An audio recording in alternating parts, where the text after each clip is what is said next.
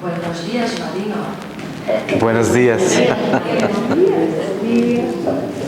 Siéntese, por favor.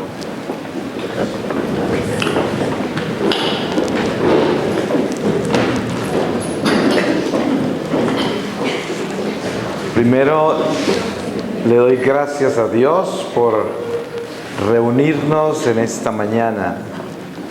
Y también les quiero pedir el favor de cuando no entiendan alguna palabra, levantar la mano y lo aclaramos.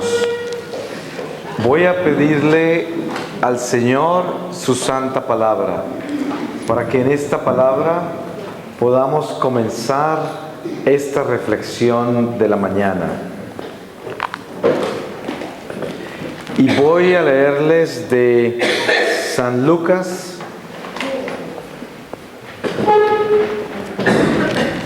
capítulo 9, versículo 28, la transfiguración.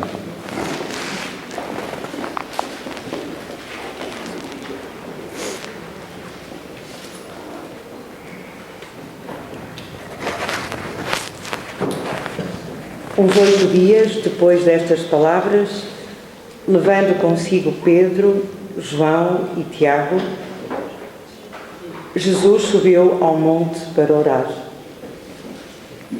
Enquanto orava, o aspecto do seu rosto modificou-se e as suas vestes tornaram-se de uma brancura fulgurante.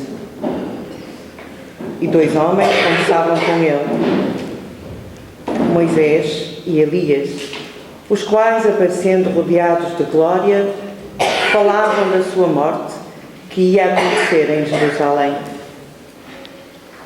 Pedro e os companheiros estavam a cair de sono, mas despertando, viram a glória de Jesus e os 2 homens que estavam com ele.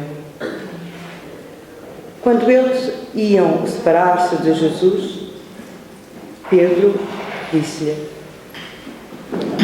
Mestre, é bom estarmos aqui. Façamos 3 tendas, uma para ti, uma para Moisés e outra para Elias. Não sabia o que estava a dizer. Enquanto dizia isto, surgiu uma nuvem que os cobriu. E quando entraram na nuvem, ficaram atemorizados. E da nuvem veio uma voz que disse: Este é o meu filho predileto, escutai-o. Quando a voz se fez ouvir, Jesus ficou só. Os discípulos guardaram silêncio e naqueles dias nada contaram a ninguém do que tinham visto. Palavra do Senhor. Graças a Deus.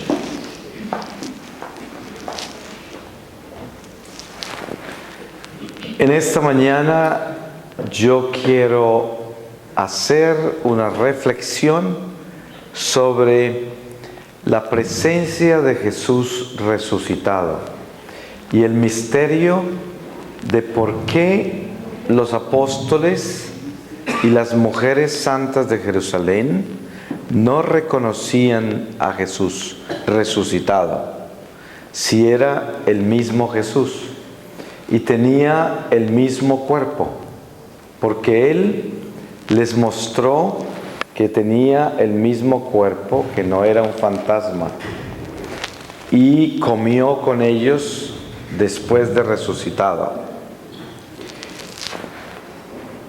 Los discípulos de Emaús caminaron con Él mucho tiempo y no sabían que era Jesús. Solo la palabra les encendía el corazón, pero no sabían que era Jesús. Y todas las veces que Jesús apareció durante los 40 días que estuvo entre ellos, nunca lo reconocían la primera vez cuando aparecía. Siempre decía: soy yo. El misterio de la transfiguración, que comienza con esta palabra que acabamos de leer, es el mismo misterio porque cuando Pedro, Santiago y Juan vieron a Jesús con Moisés y con Elías, estaban adormecidos como en éxtasis, porque no resistían la presencia de Jesús iluminado, no resistían la divinidad del Señor. Y la presencia de Elías y de Moisés, que hablaban de su muerte, lo unía a ellos en una misión terrenal por la salvación de los hombres, con el misterio de ser esos escogidos de Dios que Dios se lleva al cielo.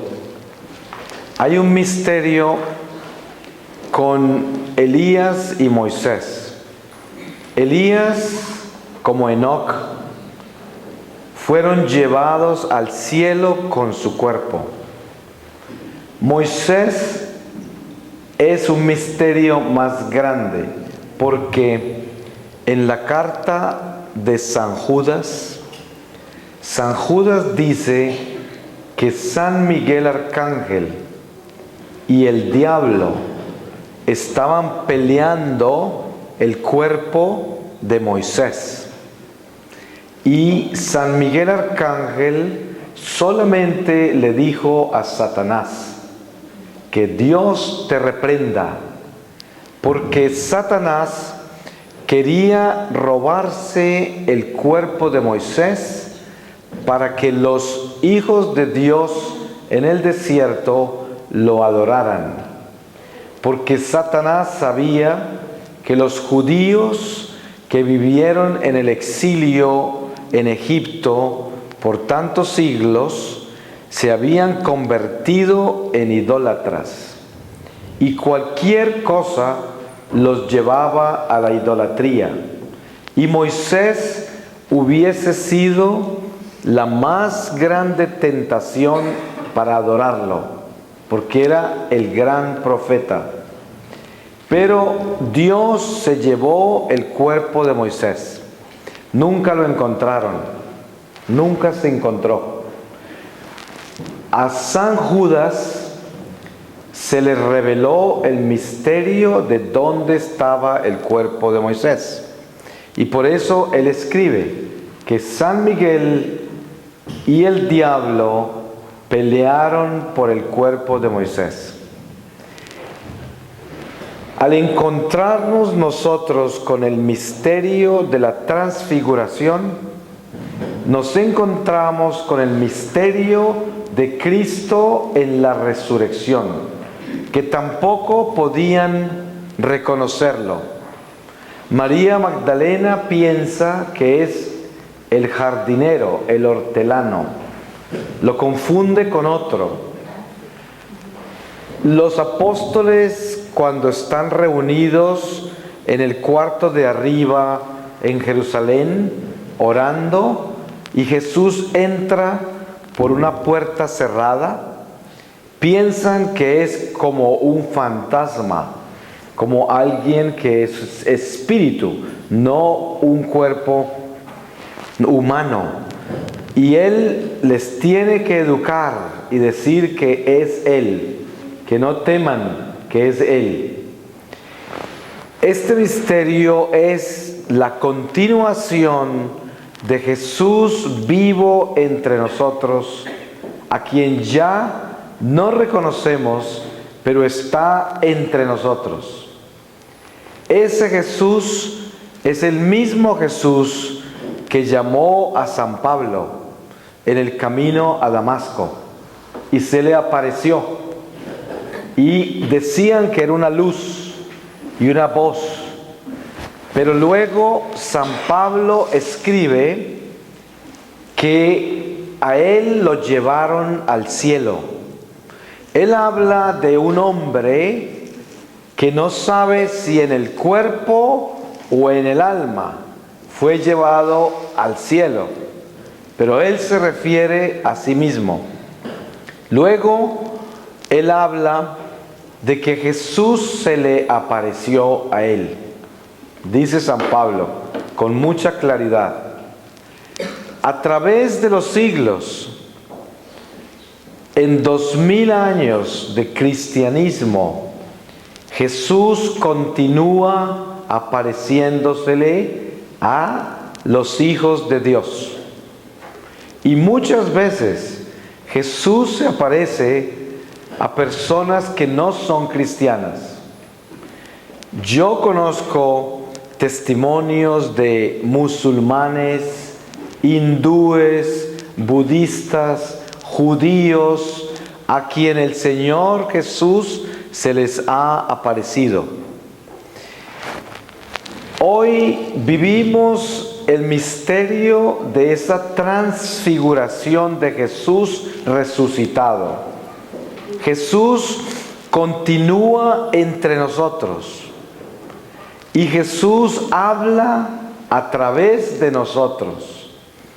Jesús tomó a Pablo, a San Pablo, y lo llenó del Espíritu Santo y lo envió a proclamar su reino.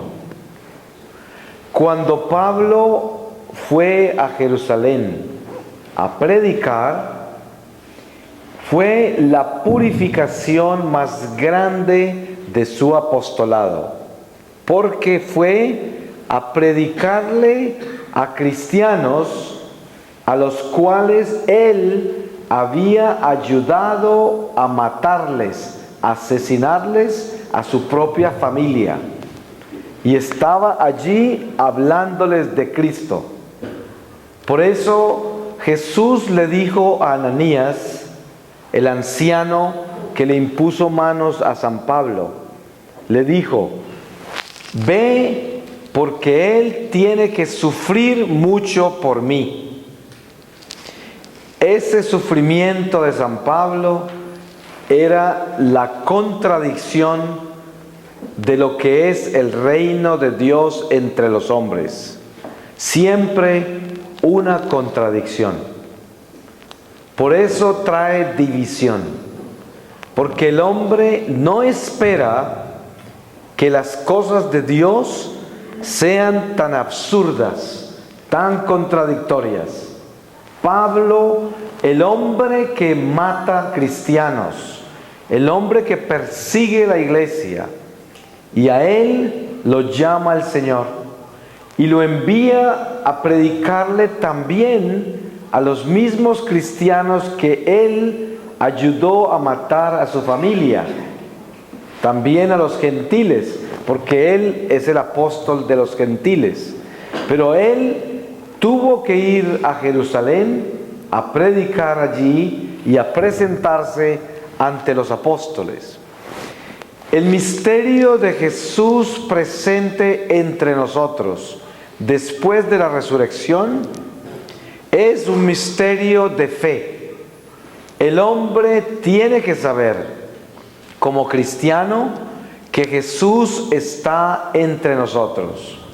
Y por eso, muchas veces, Jesús se presenta como un pordiosero, como un limosnero. ¿Me comprenden todo? No. ¿Qué es limosnero, pordiosero? Que pede esmola, que pede... Sí, que pide limosna. Sí. Pedinte. Sí. Sí. Muchas veces Jesús aparece como un pedinche y no lo reconocemos. Muchas veces aparece en cualquier parte en nuestra vida. Y luego, al final de la vida nuestra, cuando lleguemos ante su tribunal, nosotros veremos todas las veces que Jesús se nos ha aparecido, a cada uno de nosotros sin excepción. Todo el que está bautizado en Cristo tiene un encuentro personal con Cristo durante esta vida terrenal. Siempre, cada uno de nosotros. Por eso, cuando llegamos al tribunal divino, no tendremos excusa, porque todos tuvimos la oportunidad de encontrarnos personalmente con Jesús.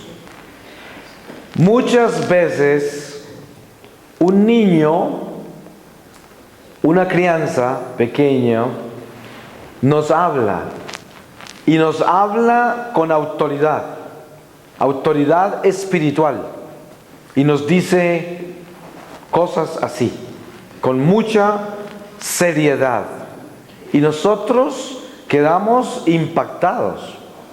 Algunas veces lo ignoramos porque decimos, no puede ser, esa crianza no conoce estas cosas, pero es la soberbia humana.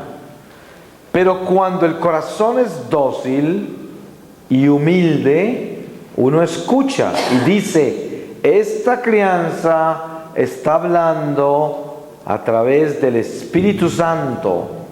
Dios me está hablando.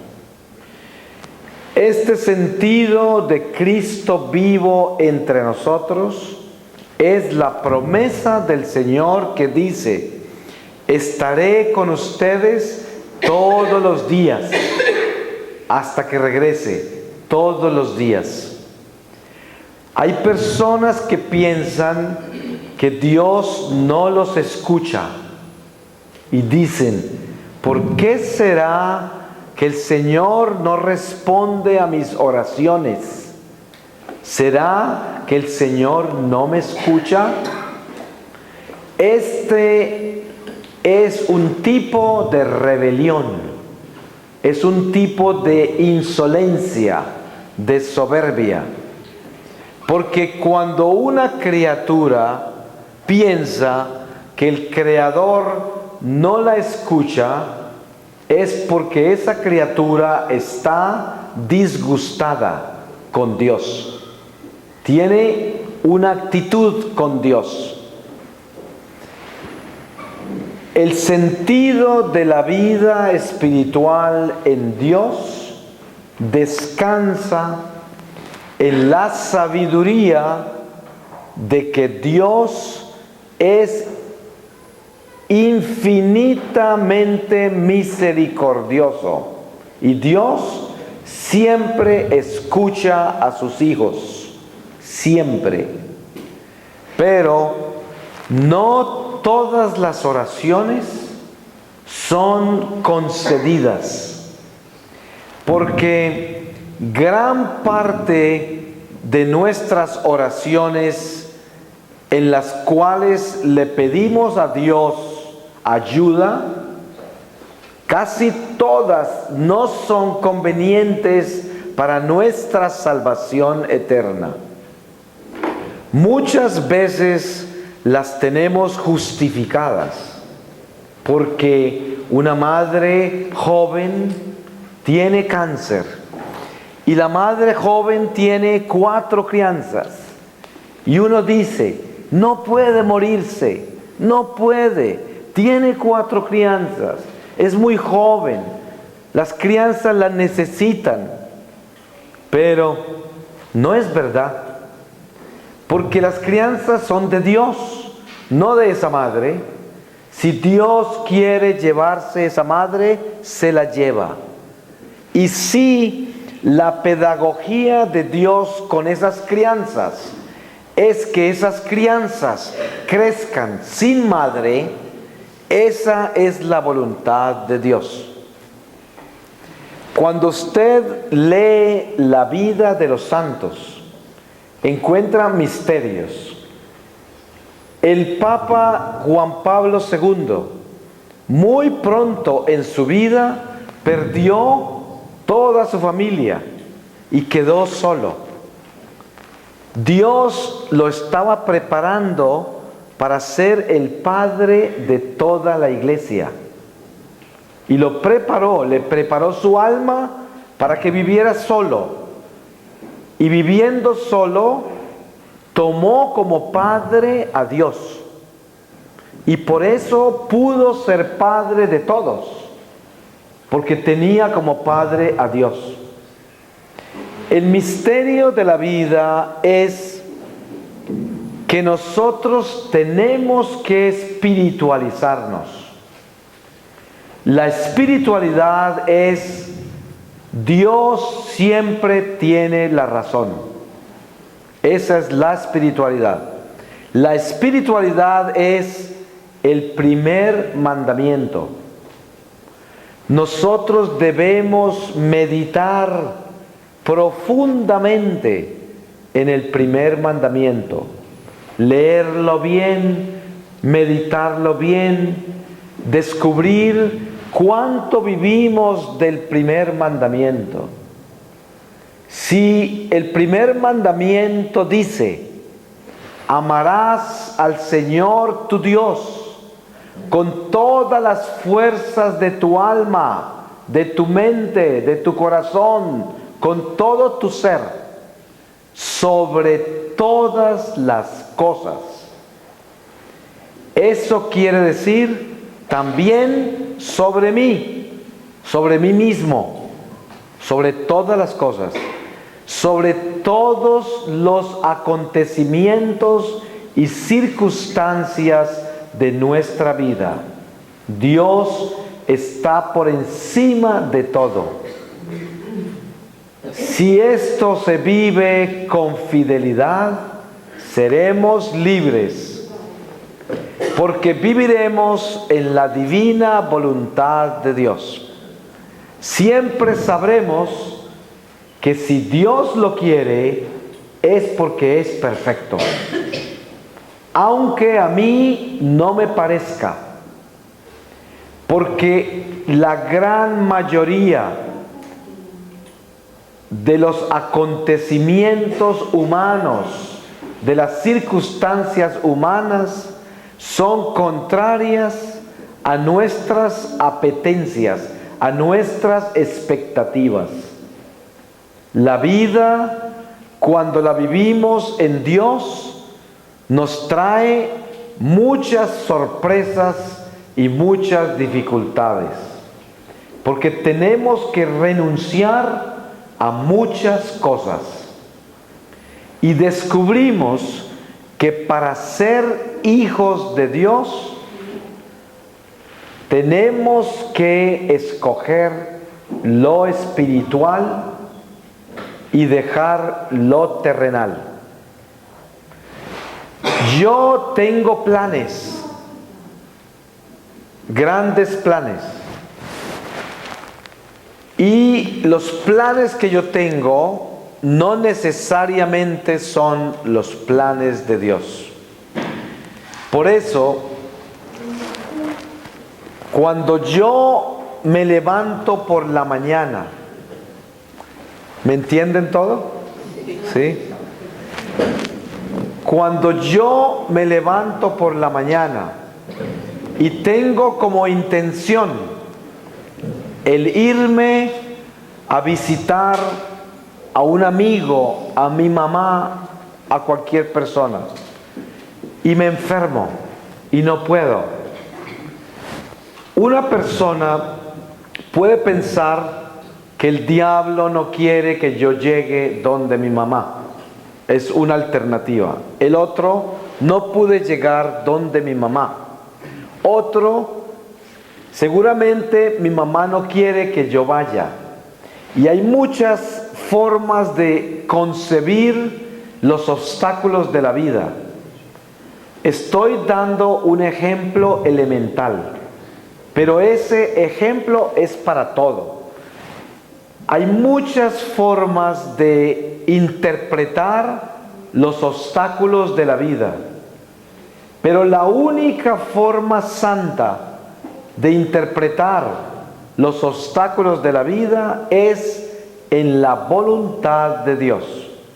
Aun cuando el diablo se interpone, Dios lo permitió, porque el diablo no puede hacer nada nada sin permiso de Dios. Nada, absolutamente nada. Por eso dice la palabra de Dios, ni siquiera una hoja de un árbol se mueve sin la voluntad de Dios. Si yo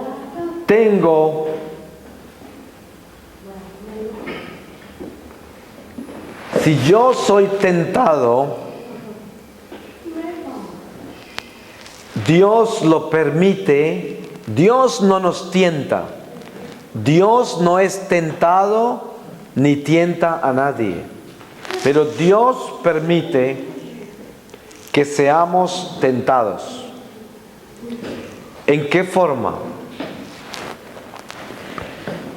Para yo poder crecer espiritualmente, necesito ser fortalecido. Y la fortaleza del hombre viene en la prueba. Somos probados. Jesús le dijo a San Pedro, después de la última cena, Pedro, Pedro, o mejor le dijo Simón, Simón, Satanás ha pedido permiso al Padre para pasarte por el trillo, para tentarte. Y Jesús dice, y yo le he pedido al Padre que no permita que pierdas tu fe. Este es un misterio muy grande, porque Jesús le está hablando al apóstol en el cual va a construir la iglesia. Y Jesús había podido decirle al diablo, no, a Pedro no, ese es mi apóstol en el que construyo mi iglesia, no lo pongas a prueba. Porque cuando Jesús dice, Satanás le pidió al Padre permiso para tentar a Pedro, Jesús le había dicho a los apóstoles, yo estoy en el Padre y el Padre está en mí. El Padre y yo somos lo mismo. Somos tres personas, pero sabemos que Jesús le dijo, el que me ve a mí, ve al Padre. Entonces, cuando Satanás pidió permiso al Padre para tentar a Pedro, también estaba Jesús, porque Jesús está en el Padre. Y Jesús no detuvo, no paró la tentación, la permitió. Y le dijo a Pedro, después de esto, tienes que ir a darle testimonio a tus hermanos. Esto quiere decir, después de la prueba, después de la tentación. ¿Y cuál fue la tentación de Pedro? Lo negó 3 veces. 3 veces. Y Pedro lloró amargamente por el resto de su vida. Por el resto de su vida. El dolor más grande de Pedro es haber negado a su maestro. Porque Pedro era un hombre apasionado por su maestro. Él era un hombre que se lanzaba siempre adelante como un fuego por su maestro. Y Pedro, aparentemente, para algunas personas, parece como si fuera un poco cobarde. Pero no, Pedro era un hombre valiente. Porque miren, Pedro fue hasta dentro de la casa del enemigo con Jesús. El día que lo negó, estaba dentro de la casa, adentro, no afuera. Cuando Jesús caminó sobre las aguas, Pedro caminó un pedazo, los otros no. Cuando se llevaron a Jesús, Él sacó la espada y le cortó la oreja a otro. Él era un hombre lleno de pasión y amor por su maestro. Sin embargo, su pasión y su amor no eran suficientes para dar toda su vida por él hasta que recibió el Paráclito, el Espíritu Santo. Hoy nosotros tenemos la responsabilidad de que conocemos la historia de Pedro, conocemos la historia de todos los apóstoles, incluyendo a Judas Iscariote, y tenemos el Espíritu Santo ya, el Paráclito. Por lo tanto, nosotros no tenemos excusa. Nosotros tenemos ya la fortaleza total para dar nuestra vida por el Señor. Pero el mundo de hoy nos atormenta porque no tengo dinero, soy muy pobre, porque sufro mucho, porque no me entiende mi esposo, mi esposa, mi madre, mi padre, mis hermanos, la sociedad, el gobierno, la economía, tantas cosas del mundo. Pero para los hijos de Dios, para los cristianos que tienen el Espíritu Santo, el Paráclito, eso no es excusa. Porque nosotros debemos vivir una vida cristiana dispuesta al martirio. Dispuesta al martirio. Si no somos cristianos dispuestos al martirio, no somos cristianos verdaderos. Porque antes del Paráclito, antes del Espíritu Santo, antes de Pentecostés, los apóstoles tenían miedo, no tenían fuerza para predicar públicamente a Jesús. Estaban escondidos en un cuarto orando todos con miedo de los romanos, con miedo de los judíos. Escondidos. Cuando llegó el Paráclito Pentecostés, salieron todos. Y cuando leemos en los Hechos de los Apóstoles, vemos que los apóstoles caminaban al templo y predicaban en el templo y en las calles, en todas partes, después que llegó el Paráclito. Quedaron transformados completamente. Por eso hoy en nuestra iglesia necesitamos cristianos ungidos por el Espíritu Santo, cristianos valientes, no cobardes. No podemos dejar que el mundo nos quite la fortaleza. No podemos dejar que la economía, la política, los problemas de la familia, los miedos humanos, el miedo a la muerte, el miedo a las enfermedades, el miedo a la escasez. No podemos dejar que nada de eso nos robe la fortaleza en Cristo. Porque somos soldados y necesitamos defender la iglesia. La juventud se está perdiendo.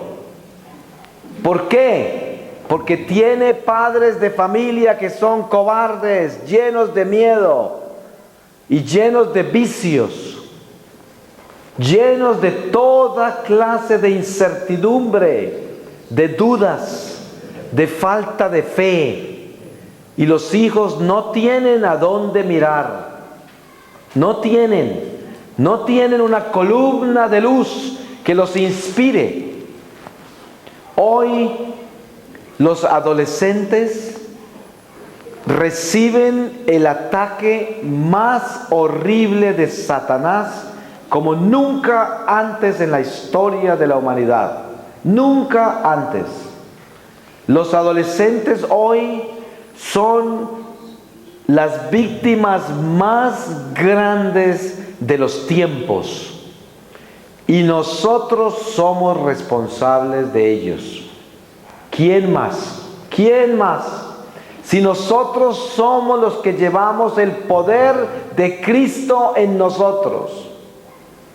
Y si nosotros, que somos los responsables, nos vamos a llenar de cobardía, de miedo, de inseguridad, de resentimientos, entonces, ¿quién va a defender la iglesia?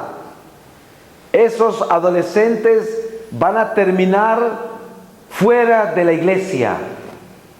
Y los hijos de esos adolescentes no van a ser cristianos. A lo mejor van a ser paganos.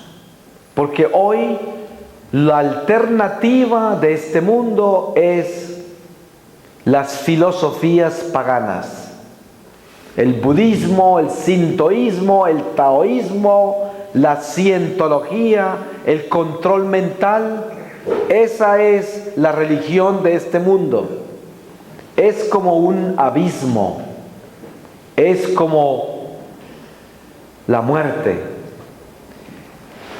Dios quiere que nosotros como cristianos entendamos que somos la sal de la tierra, la esperanza.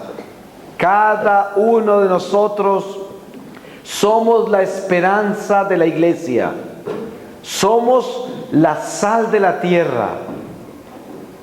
No permita ninguno de ustedes levantarse por la mañana y sentirse que ya no puede, porque los problemas de la vida son muy grandes. Eso sería como decirle a Jesús que Él es un mentiroso. Es igual. Cuando yo pierdo la esperanza, pienso que Dios es una mentira. Simplemente.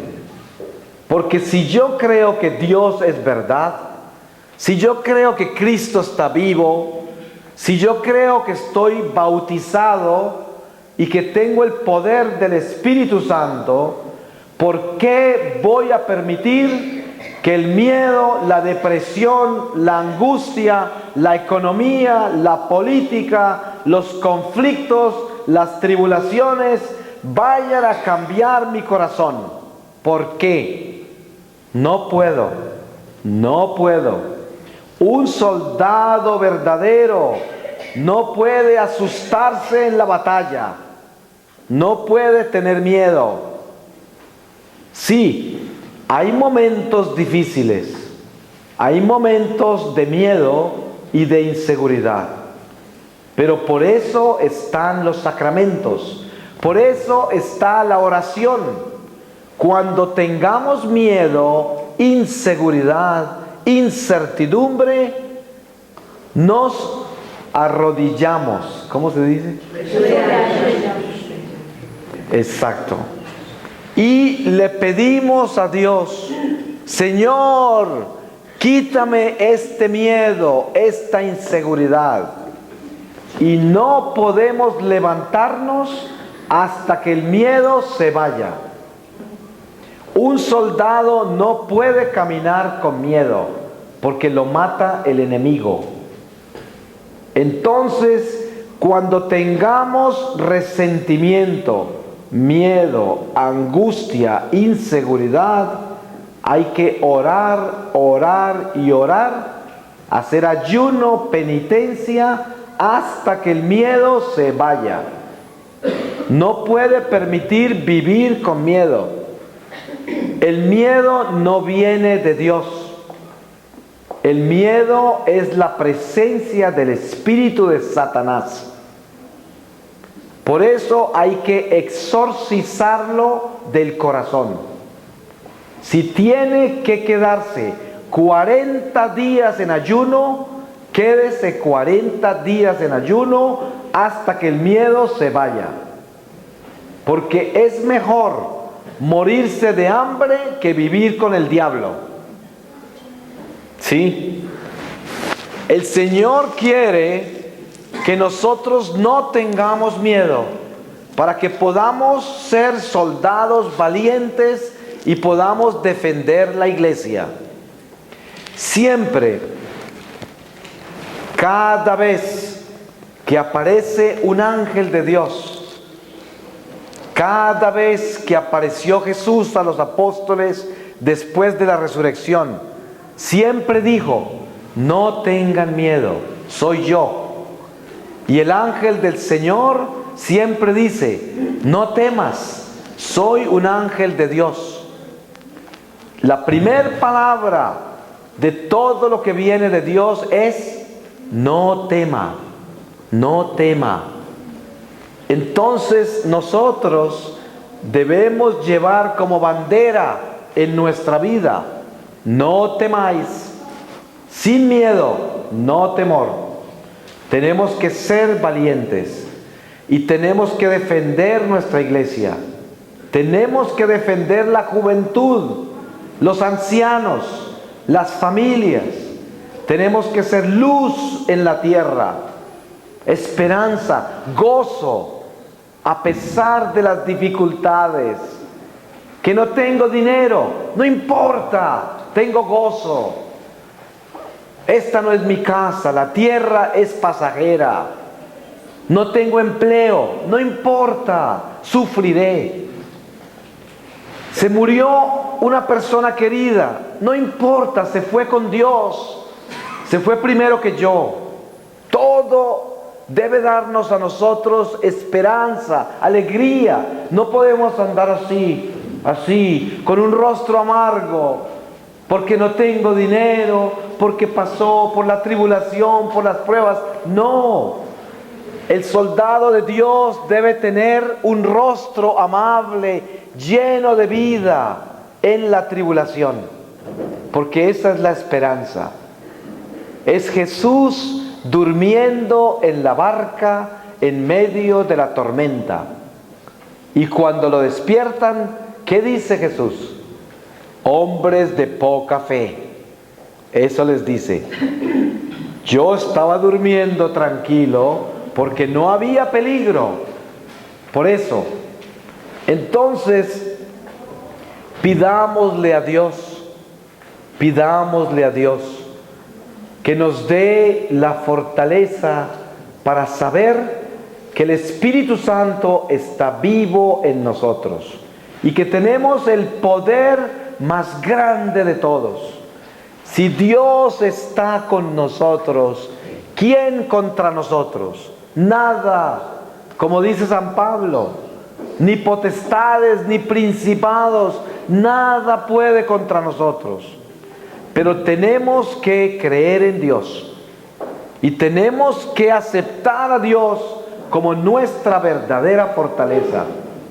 El mundo necesita soldados valientes para que podamos defender a la humanidad del diablo, porque el diablo está furioso, porque se le está acabando el tiempo y se quiere llevar a toda la humanidad al infierno. Y nosotros somos los soldados que defendemos la iglesia. Entonces, que seamos soldados valientes.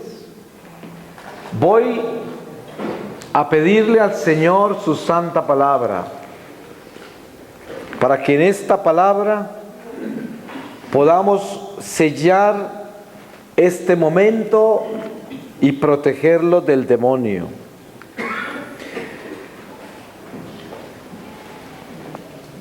Es 1 Corintios 13:1.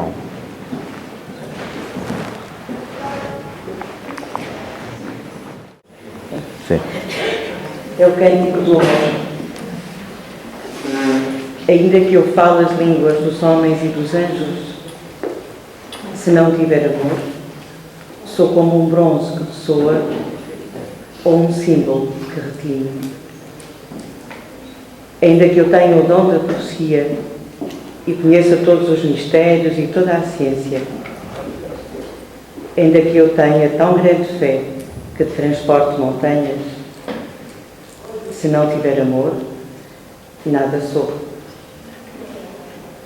Ainda que eu distribua todos os meus bens e entregue o meu corpo para ser queimado, se não tiver amor, de nada me aproveita.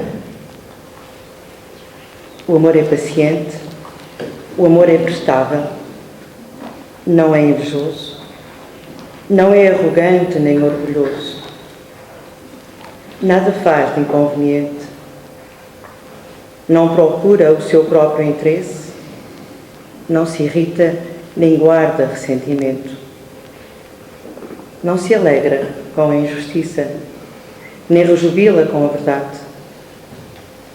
Tudo desculpa, tudo crê, tudo espera, tudo suporta. O amor jamais passará. Amén. Amém.